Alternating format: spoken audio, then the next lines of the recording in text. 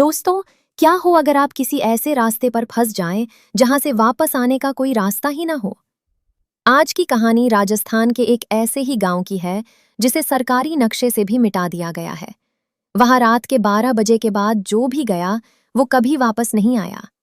Headphone लगा लीजिए क्योंकि आज की रात आपको सोने नहीं देगी। ये कहानी है अमित की, जो आपकी और मेरी तरह एक ट्रैवल व्लॉगर था। उसे कैमरों पर भूत प्रेतों के सच को दिखाना पसंद था। एक रात अपनी गाड़ी से वो नैनीताल के जंगलों से गुजर रहा था। अचानक उसकी गाड़ी का टायर पंक्चर हो गया। घना जंगल, मूसलाधार बारिश और मोबाइल में नो नेटवर्क। अमित ने दूर देखा तो उसे पेड़ों के बीच एक पुराना जर्जर बंगला दिखाई दिया। वो अपनी जान बचाने के लिए उस बंगले की तरफ भागा। बंगले का दरवाजा पहले से खुला था। अंदर जाते ही अमित को एक अजीब सी महक आई, जैसे कोई मोगरे का इत्र हो। तभी उसे सीढ़ियों से किसी के उतरने की आवाज आई। सामने एक बेहद खूबसूरत लड़की खड़ी थी।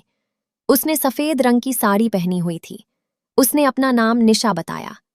अमित को अजीब लगा कि इतनी रात को इस भयानक जंगल में ये अकेली लड़की क्या कर रही है, लेकिन डर और थकान की वजह से उसने ज्यादा नहीं सोचा।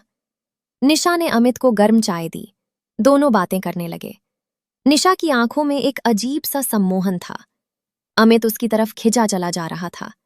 धीरे धीरे कमरे की लाइटें टिमटिमाने लगीं और वातावरण एकदम ठंडा हो गया।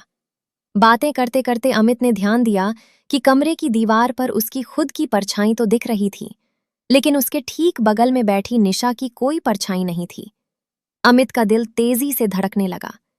उसने बहाने से अपना कैमरा ऑन किया और निशा की तरफ घुमाया।